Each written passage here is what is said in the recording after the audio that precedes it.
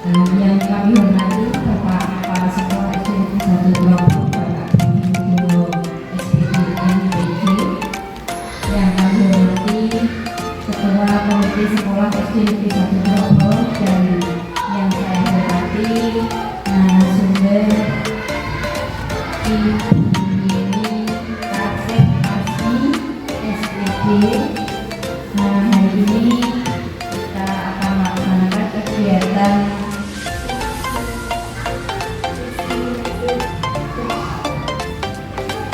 diseminasi budaya musik terkait dengan kegiatan guru penggerak. Akan kami bacakan susunan acara pada hari ini. Yang pertama pembukaan, yang kedua sambutan, ketiga inti acara, yang keempat lain-lain, kelima penutup. Acara yang pertama yaitu pembukaan adalah Bapak Ibu semuanya,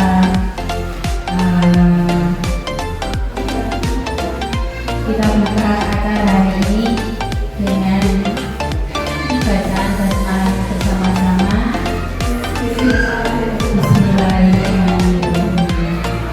Selanjutnya acara yang kedua yaitu sambutan dari Kepala Sekolah SD Negeri 1 Grogol yang terhormat Bapak Guru SPD NPJ.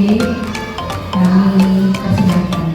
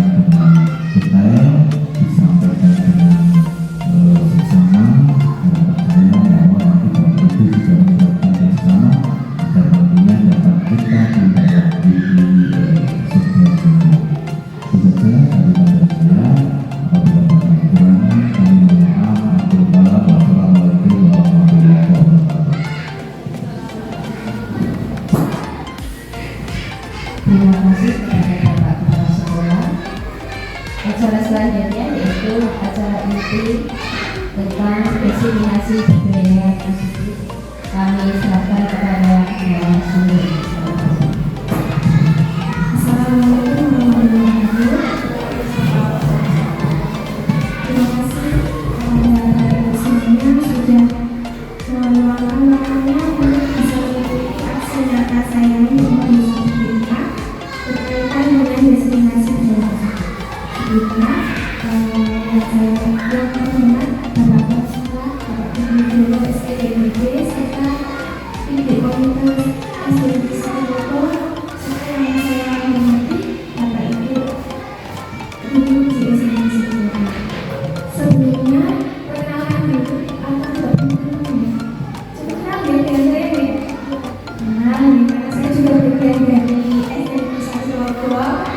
Saya adalah Denikasi Asmi, salah satu peserta dari CGP angkatan 7. Kebetulan di kelompok saya juga paling wakil, paling tidak tahu dan paling ini berkegiatan hubungan. Jadi ini untuk destinasi ini saya termasuk yang terakhir bagaimana masyarakat saya.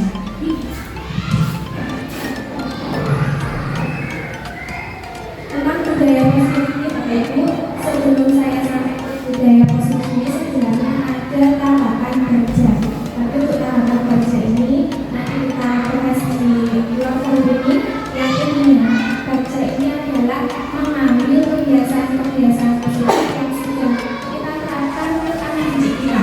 Dari kebiasaan-kebiasaan itu kita mengambil satu jejak satu visi baru yang dimana visi itu kalau kita membaca itu ada bentuknya gitu Bapak Ibu. Jadi kebiasaan-kebiasaan yang ada yang sudah ada di sekolah ini dikumpulkan poin-poinnya, lalu garis-garis itu ditarik garis lurusnya berkaitan dengan apa, lalu dihubungkan dengan tema profil pelajar Pancasila itu yang ada di pelajaran mengenai pesan, berkenalan sampai berkenalan anggota itu ditarik garis lurus dan temannya, lalu dibuatlah visi baru. Tapi karena kita belum melakukan kita bahas lagi, sedangkan kedua ini kita akan membahas tentang budaya positif.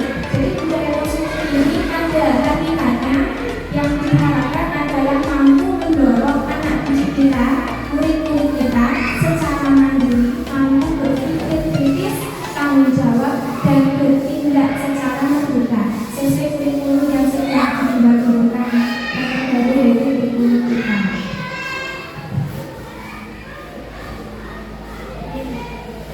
Untuk pembahasan hari ini beberapa hal yang akan kita bahas bersama nih Bapak Ibu. Saya di depan bukan berarti saya yang lebih tahu tidak, saya langsung tidak belajar. Hanya saja saya lebih menang satu alat bahkan kalau dari kelas itu yang di depan biasanya kan lebih menang satu alat sudah membaca dulu. Nah tadi ada disiplin positif, lalu ada kebijakan dan keyakinan kelas, ada posisi kontrol, kebutuhan dasar, dan yang paling utama pada hari ini yaitu segitiga restitusi.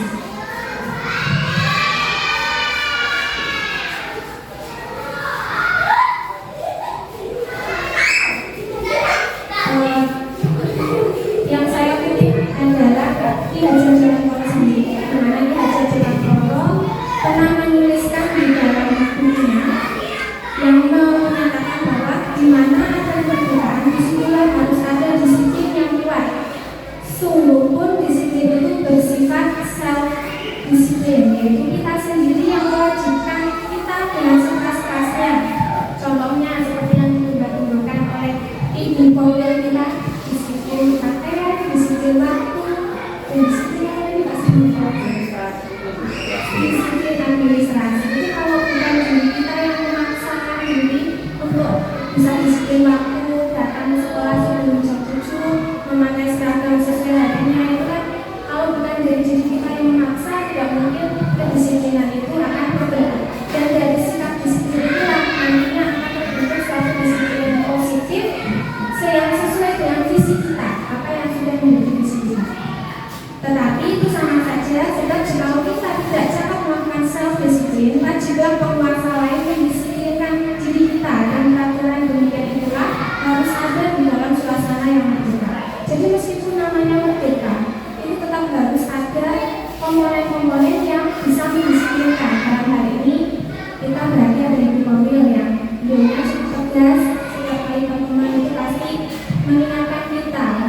disiplin pemakaian, disiplin waktu, disiplin administrasi.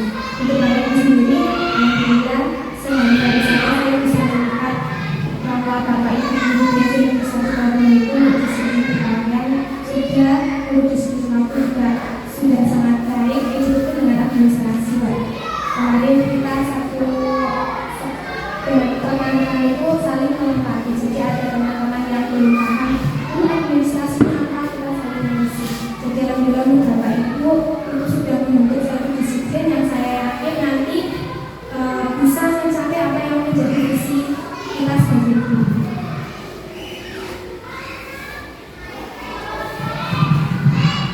Nah, untuk disiplin itu bisa membentuk suatu disiplin tersebut itu Bapak Ibu semuanya itu harus ada dalam diri kita. Motivasi itu ada tiga. Ini menurut Diane Dosen.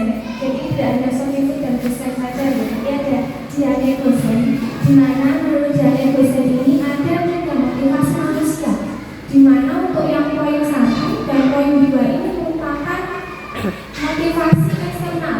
Sedangkan yang diharapkan dalam budaya positif ini adalah memunculkan motivasi internal, Bapak Ibu. Motivasi eksternal itu kan berarti ada stimulus dari luar, ada stimulus baru ada respon.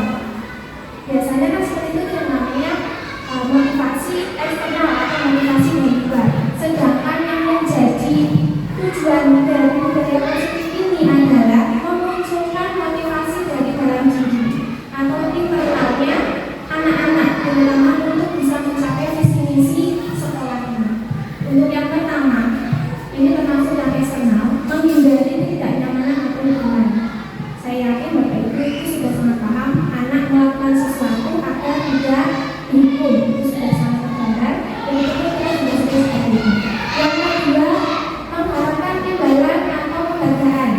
Itu juga kita sering menemukan ya. Tapi untuk yang pertama ini merupakan motivasi yang paling rendah tingkatannya.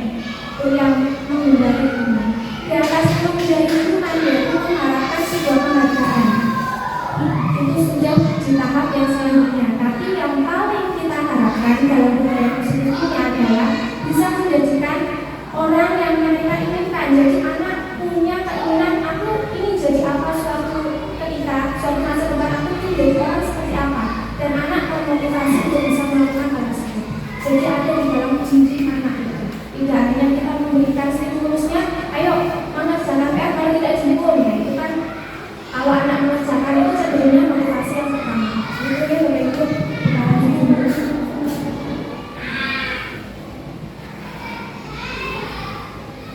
Nah, terkait dengan motivasi yang pertama dan kedua tadi didukung oleh penghargaan. Ini terkait dengan motivasi yang pertama dan yang kedua, dimana ada lingkungan dan juga ada penghargaan. Yang ternyata menurut Taufik ini sendiri bahwa penghargaan itu sendiri sebenarnya merupakan suatu hukuman. Jadi Taufik ini melakukan sebuah pengamatan dari di mana pengamatan itu Taufik tidak memberikan stimulus apapun, tapi dia hanya mengamati sekitarnya dia tentang pemberian dari penghargaan. Ada beberapa hal yang didapatkan oleh Taufik selama mengamati ini. Sebenarnya beberapa, tapi yang berkaitan dengan dunia pendidikan ini adalah yang pertama pengaruh jangka pendek dan jangka panjang dari suatu penghargaan. Di mana ketika kita menjadikan penghargaan sebagai motivasi anak, maka ketika kita tidak memberikan penghargaan, anak tidak termotivasi.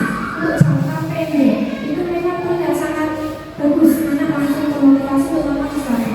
Tapi untuk jangka panjang, ketika kita tidak memberikan, anak di situ diam, tidak akan melakukan apa yang menjadi tujuan kita.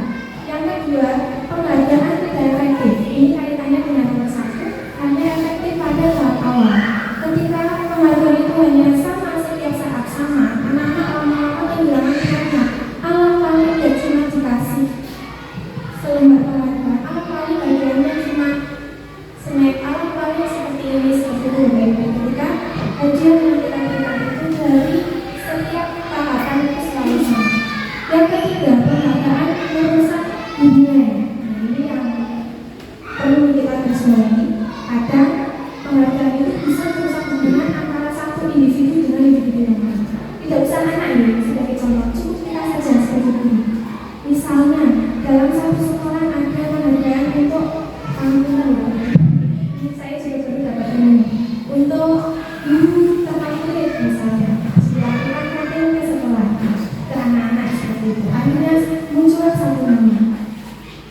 Meskipun di depannya itu, di depan penampungannya di depan penampungan itu selama 2 menit, tapi tetap pasti di dalam hatinya, oh yang jadi favorit dia, kok aku bukunya tidak dipilih, misalnya seperti itu, pasti tetap ada.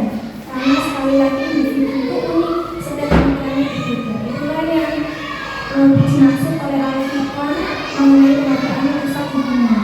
Meskipun tidak nampak jelas, tapi tetap ada sikap dari yang tidak mendapat penghargaan, ataupun yang dari mendapat penghargaan yang tidak, itu tetap ada dengan sikap psikologis. Yang keempat, penghargaan mengurangi ketepatan. Ini juga kaitannya dengan nomor 3 tadi, ketika guru kelasnya tidak terpilih, anaknya tidak memilih, secara tidak langsung sebagai guru kelas pasti akan memberi perlakuan sedikit berbeda tanpa kita sadari, karena itu memang ya hal manusiawi. Kita lanjut nomor 5, penghargaan menurunkan kualitas. Ya, harusnya anak itu memotivasi untuk bisa menghasilkan sebaik-baiknya, kualitasnya harus sekedar, yang penting bisa mendapatkan apa yang diinginkan oleh penghargaan itu. Yang keenam, penghargaan mematikan kreativitas. Ini juga berkaitan antara 5 dan 6. Jadi kalau sudah aku pengen kok kaya, aku biar dapat itu, otomatis yang harusnya pemikirannya lebar menjadi tertutup hanya bagaimana caranya dia akan memperoleh penghargaan. Kita lanjut. Hubungan, konsekuensi, dan restitusi. Kita paling sering mendengarkan tentang hubungan, termasuk di kelas ini juga masih sering menggunakan hubungan dan anak. Konsekuensi mungkin sudah sering kita dengar, tapi untuk penerapannya ke anak-anak masih sedikit, masih jarang digunakan. Yang ketiga, tentang restitusi. Jadi ketiganya ini sama Bapak Ibu. Ketiganya ini adalah cara yang kita berikan ke anak agar dia dari yang tidak sesuai dengan perilaku yang seharusnya diinginkan agar kembali ke perilaku yang seharusnya. Sebenarnya dunia sama, hanya saja untuk perlakuannya yang berbeda. Bapak Ibu bisa melihat perbedaannya pada universitas yang sudah saya berikan. Di situ ada hukuman, ada konsekuensi, dan ada restitusi. Untuk yang paling bawah tingkatannya adalah hukuman, Bapak Ibu. Hukuman itu adalah cerminan kegagalan dalam kita membentuk disiplin positif oleh anak. Karena hukuman itu sendiri bersifat instan, tidak kita terprogram. Sedangkan untuk konsekuensi dan restitusi adalah tingkatan yang jauh lebih baik dari hukuman, di mana konsekuensi itu kaitannya dengan kesepakatan kelas, begitu dengan restitusi. Untuk perbedaannya, KPP bisa menyaksikan di dalam gambar kertas yang saya buatkan. Contohnya saja untuk yang hukuman, di sini murid atau anak akan tersakiti pada hukuman, sedangkan pada konsekuensi anak hanya akan dibuat tidak nyaman, dia akan dikoreksi. Tapi tidak langsung kita anak cemburu gitu. Kamu dihukum yang misalnya, itu kan anak tersakiti. Sedangkan untuk konsekuensi sendiri, anak diingatkan kembali tentang perjanjian apa atau hal apa yang ada di dalam kelas itu. Kalau tidak mengerjakan PR bagaimana? Harusnya kamu tahu apa yang menjadi konsekuensinya. Contohnya, kamu 3 kali tidak mengerjakan PR, maka kamu harus tinggal di dalam kelas untuk mengerjakan PR tersebut. Itu hanya membuat anak tidak nyaman, tapi tidak disakiti secara hatinya. Yang restitusi di sini selain anak, yang paling tingkatannya baik maksud saya itu adalah restitusi. Karena dalam hal ini anak dibuat sadar akan kelakuannya dan kebutuhannya, lalu anak mendapat penguatan secara internal. Jadi tumbuh motivasi dalam diri anak sesuai yang menjadi tujuan dari hubungan positif, yaitu motivasi internal. Lanjut dulu.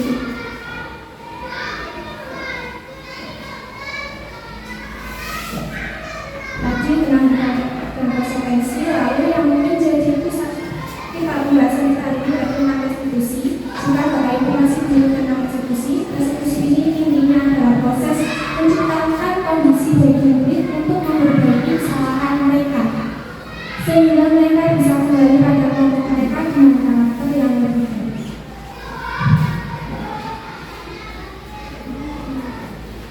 Nah, untuk bisa menjadikan restitusi sebagai kebiasaan kita bisa melaksanakan restitusi sebaik mungkin, kita perlu membuat keyakinan kelas. Mungkin Bapak Ibu sudah kenal dengan kontrak belajar, itu mirip, tapi ini lebih berbeda.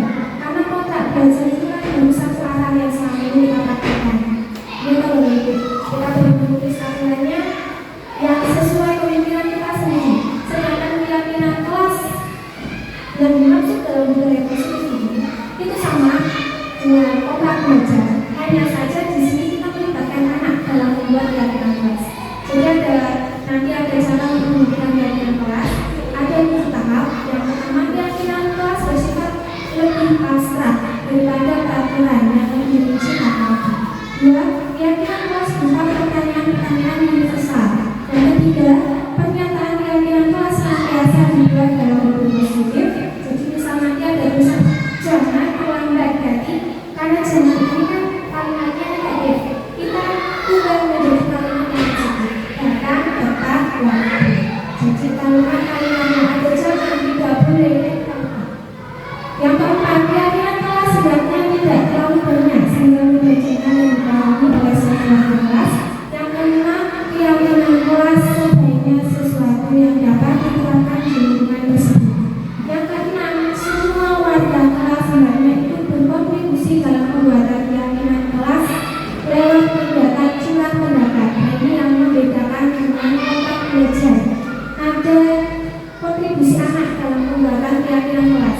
Yang ketujuh, setelah ada kontribusi anak, ada curah pendapat dengan anak, kita sebagai yang mengontrol kelas itu tetap perlu meninjau kembali apa yang sudah menjadi keyakinan kelas. Nilai-nilainya itu sesuai tidak dengan nilai-nilai budaya kita, budaya lokal kita. Kita tetap tidak boleh melewati batas budaya lokal kita. Berikut ini Bapak Ibu sebagai gambaran prosedur pembentukan keyakinan kelas. Yang pertama, mempersilahkan warga sekolah kalau kita untuk kelas berarti anak didik kita untuk bercurah pendapat tentang peraturan yang perlu disepakati di dalam kelas.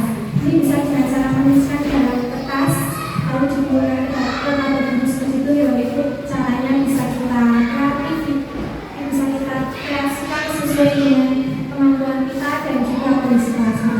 Yang kedua, mencatat semua masukan siswa di papan tulis ataupun di kertas besar. Itu pun sesuai dengan kemampuan kita. Yang ketiga, susunlah keyakinan kelas sesuai prosedur pembentukan keyakinan kelas yang tadi sebelumnya sudah dibahas. Yang keempat, tinjau kembali. Yang kelima, tinjau ulang lagi secara bersama-sama. Bersama-sama itu berarti guru dengan murid maupun guru dengan guru. Jadi ketika keyakinan kelas sudah saya buat untuk kelas 4 misalnya, karena saya merasakan ini sudah sesuai dengan budaya lokal kita atau belum, saya sebagai guru kelas 4 bisa berkonsultasikan dengan Pak Paula maupun dengan Bapak Ibu yang lain.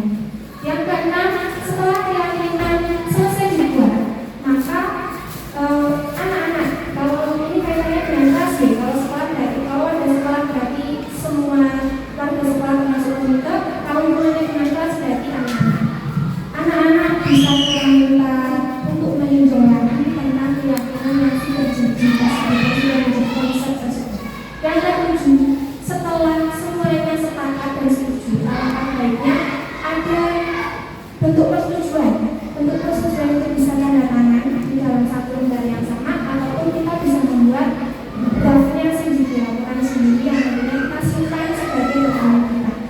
Setelah semuanya setuju dan sudah ada persetujuan, kita bisa menempelkannya di tempat-tempat yang strategis dalam kelas. Kalau ini keyakinan kelas, kalau hubungannya dengan kelas yang lingkup sekolah, berarti kita tempatkan di tempat-tempat yang strategis di dalam sekolah. Itu yang dari semuanya.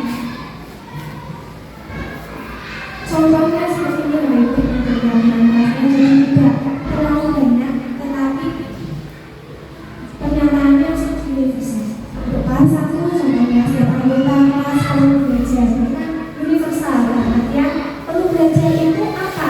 Apakah hanya belajar saja? Tidak ya. Nanti untuk kelas 1 contohnya anak tenang dalam belajar itu sudah masuk ke dalam yang kelas meskipun tidak jelas. Contohnya seperti ini ada kelas 1 dan kelas 5. Untuk yang kelas 1 itu SMP. Ini contohnya.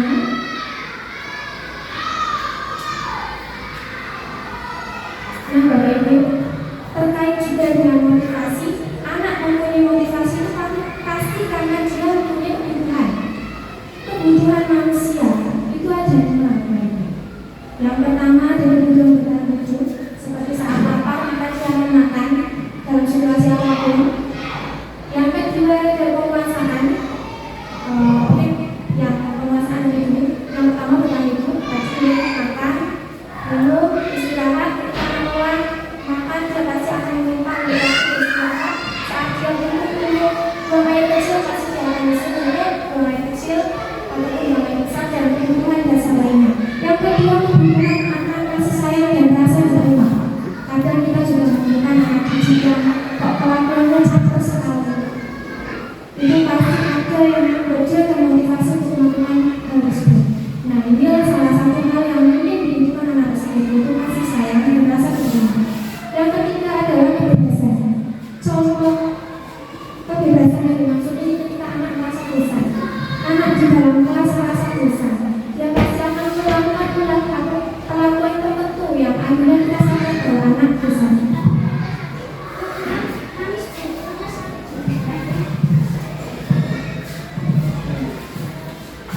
Yang selanjutnya yaitu kesenangan. Kesenangan ini ditandai dengan anak yang suka bercanda, jari, yang intinya anak ini mengajak teman-temannya untuk tertawa. Yang terakhir yaitu penguasaan. Ini yang kadang kita perlu selidiki lebih lanjut. Anak yang memiliki keinginan kebutuhan untuk menguasai kelas itu biasanya bisa seperti manipulatif. Kita sering bertemu dengan anak-anak seperti itu. Ketika ditanya dia tidak mau mengakui dan sering berbohong. Tujuannya apa? Agar dia bisa melakukan atau mendapatkan sesuatu yang ingin dia dapatkan.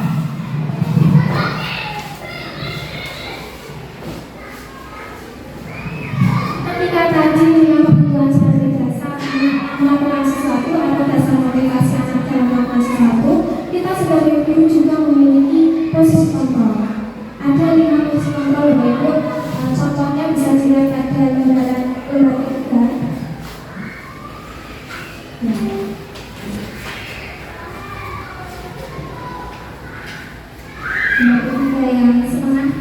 Yang setengah juga itu ya.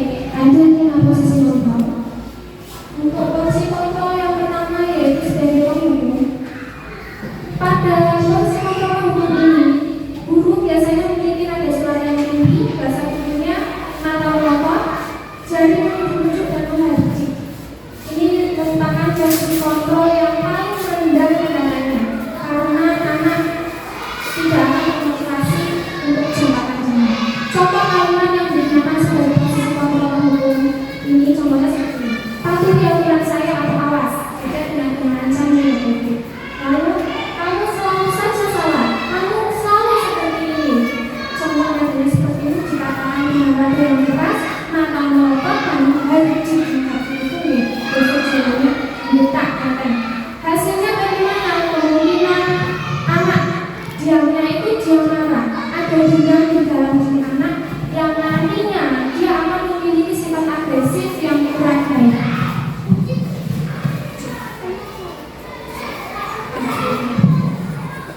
Yang kedua, membuat merasa bersalah. Dalam hal ini guru memiliki nada suara keras, halus, sedih, dan posisinya itu mendekat dengan anak serta kayak orang yang isu lemas. Hasilnya bagaimana, Ibu? Anak akan merasa bersalah. Tapi meskipun merasa bersalah di sini, anak justru bisa lebih bapaknya bisa lebih parah daripada menghukum. Karena di dalam diri anak itu terdapat emosi yang tertahan. Emosi yang tertahan dari anak itu akan tertahan. Bapak Ibu sudah jam 2.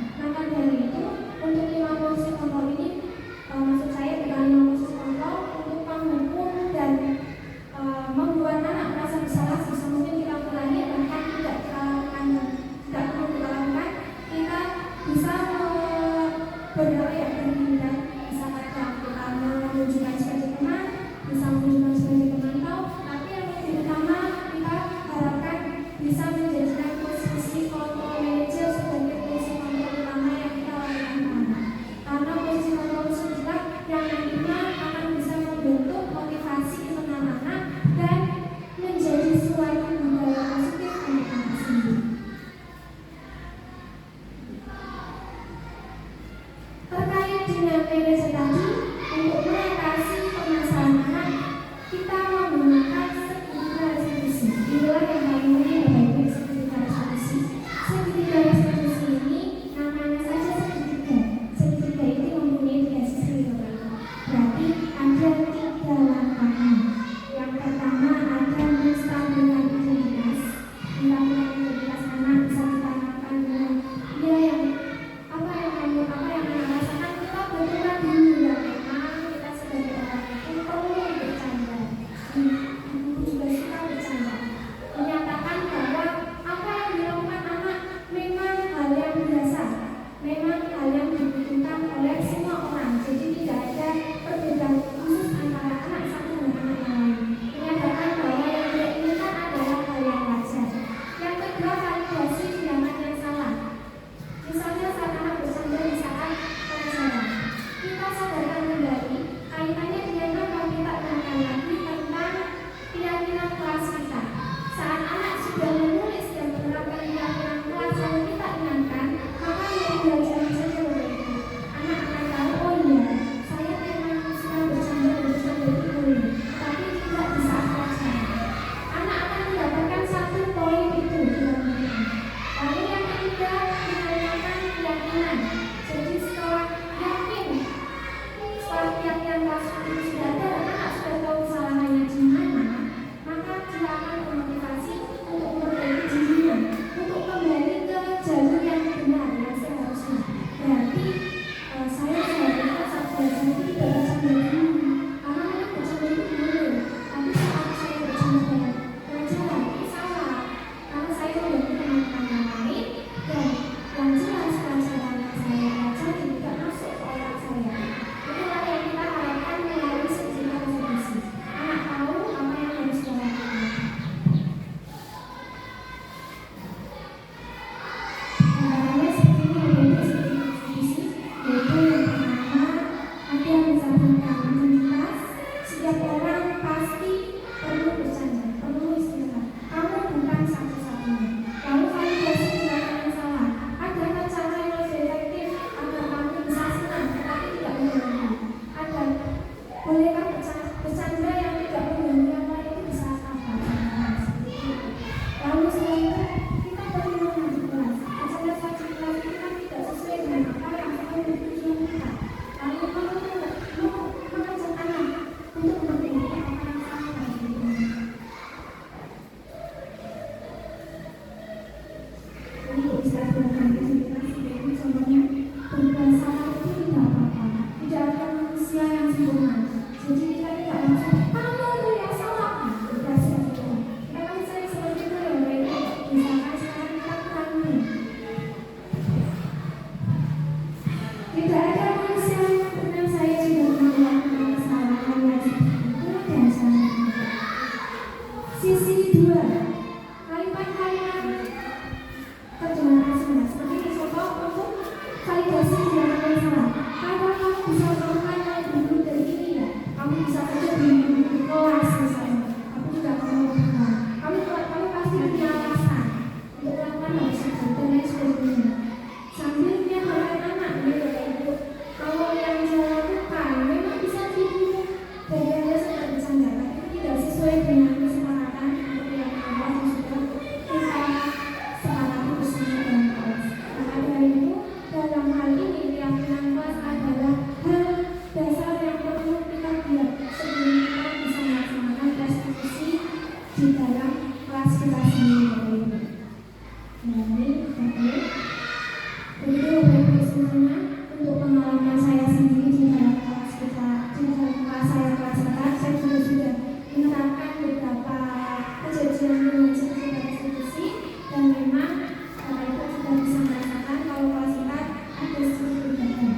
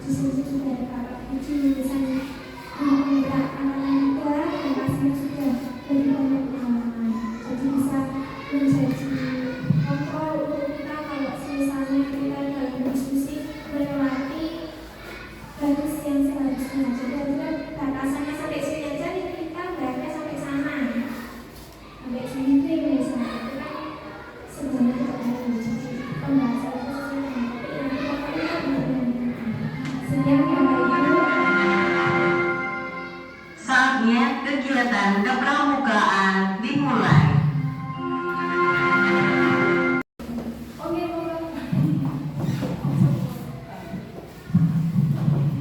Terima kasih atas waktu yang sudah diberikan kepada saya.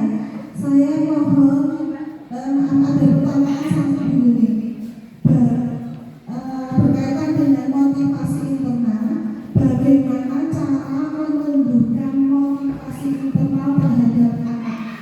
Misalkan sudah sering tidak mengerjakan PR, itu harus guru dan teman-teman itu ngoyak-ngoyak.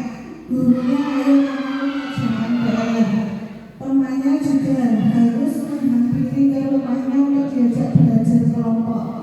Itu bagaimana cara agar anak tersebut tumbuh motivasi internalnya. Sekian dari saya, terima kasih.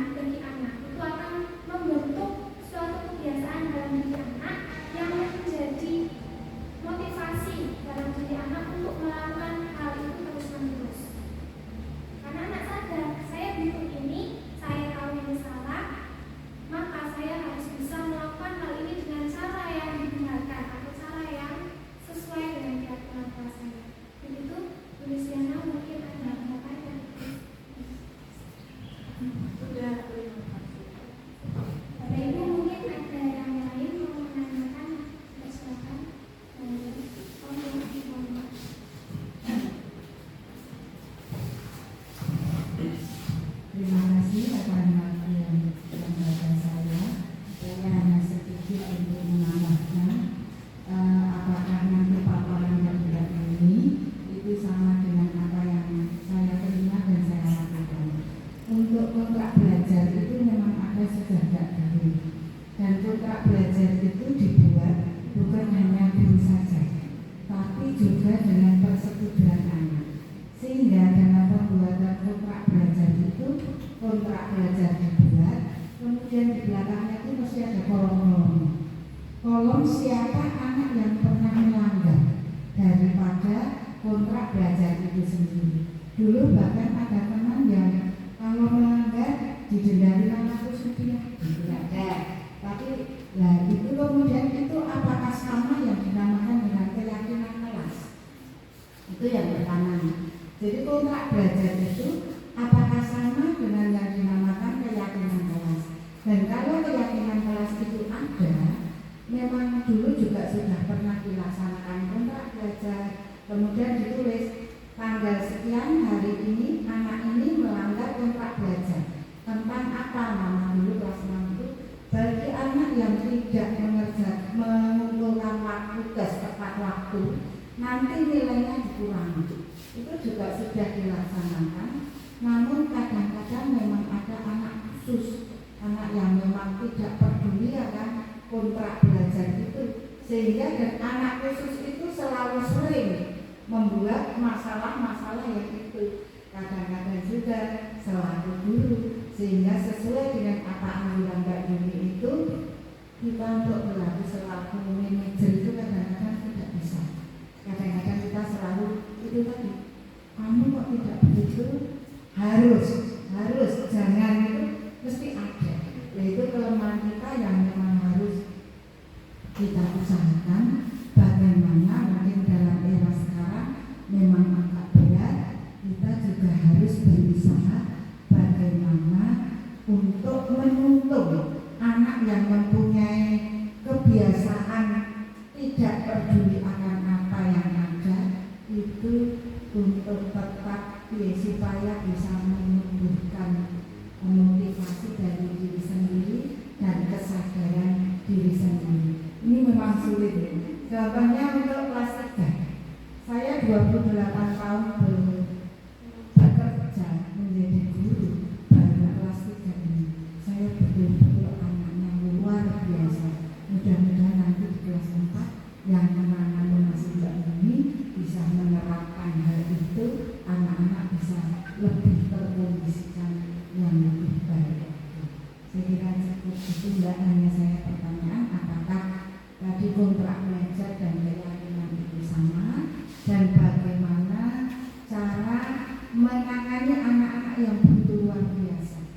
Apakah kita harus selalu sebagai guru yang manajer atau yang teman pemantau, atau bolehkah kita yang selalu tadi istilahnya menjadi yang menyakiti tadi?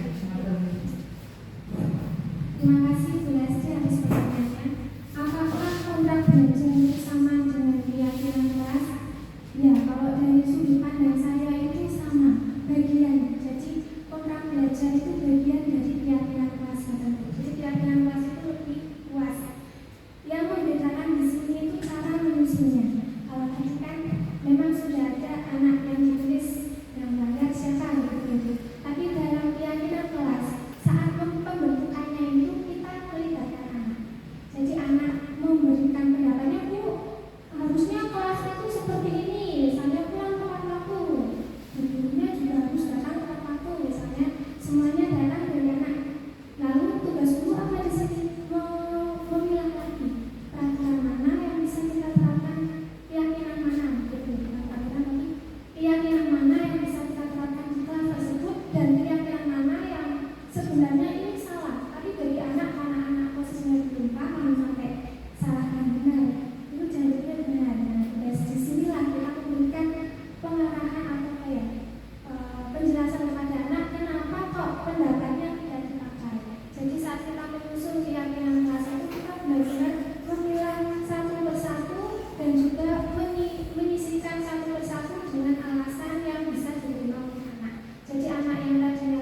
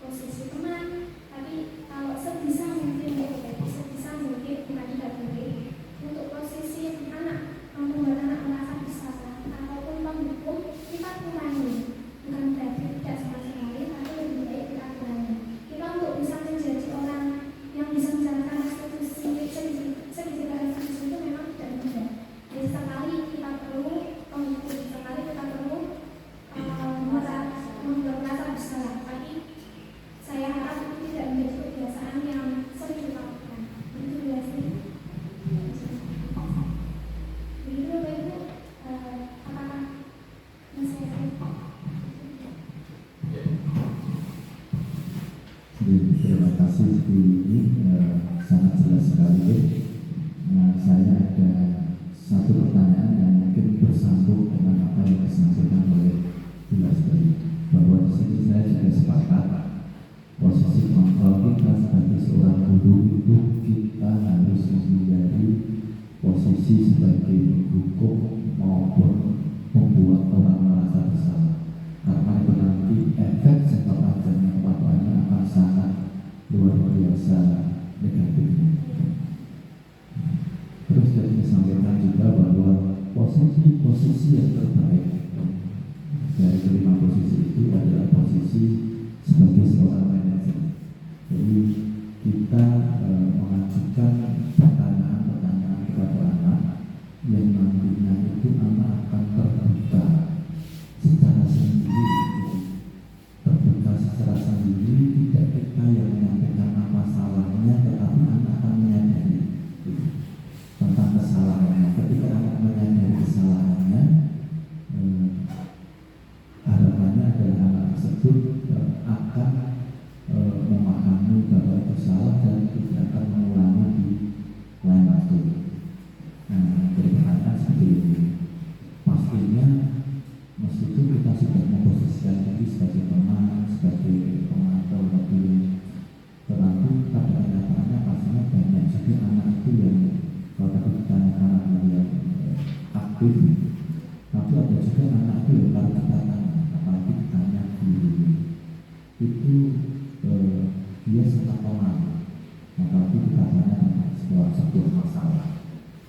Sulit kita menanyakan pertanyaan-pertanyaan yang arahnya itu membuka pemahaman terkait dengan apa yang tidak dilakukan. Bahkan kita bertanya pada anak-anak yang sederhana saja, ada anak itu satu waktu mungkin sulit untuk memahami pertanyaannya. Dan anak itu biasanya lebih menjadi pertanyaan dia dan tidak apakah sudah makan gitu.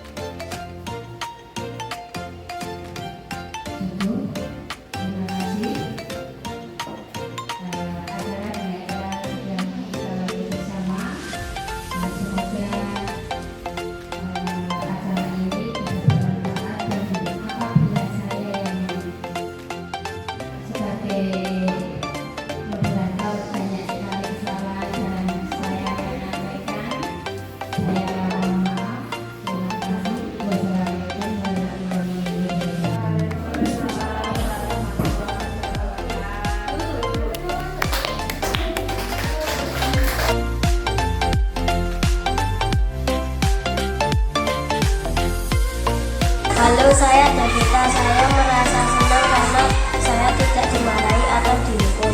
Saya menjadi tahu bahwa saya salah dan tahu bagaimana memperbaiki kesalahan saya. Assalamualaikum warahmatullahi wabarakatuh. Perkenalkan, nama saya Triana Darmata Sarifah. Saya guru kelas 5 SD Negeri 1 Jakarta. Saya akan sedikit menceritakan hasil designasi dari guru yang sudah saya terima. Yang pertama, designasinya berlangsung sangat bagus sekali dan berhasil. Saya mendapatkan banyak sekali ilmu. Salah satunya yang pertama itu adalah mengenai segitiga konstitusi, kemudian budaya positif, dan juga perilaku positif dan cara pengaplikasiannya. Setelah mengetahui beberapa ilmu tersebut, saya akan mengaplikasikannya dalam kelas saya dan akan menambahkan maupun mengurangi hal-hal yang sebelumnya saya terapkan dan kurang tepat. Setelah mengetahui hal tersebut, akhirnya saya tahu mana yang harus saya lakukan kepada anak didik saya. Demikian komentar dari saya. Apabila ada kurang lebihnya, mohon maaf. Terima kasih. Wassalamualaikum warahmatullahi wabarakatuh.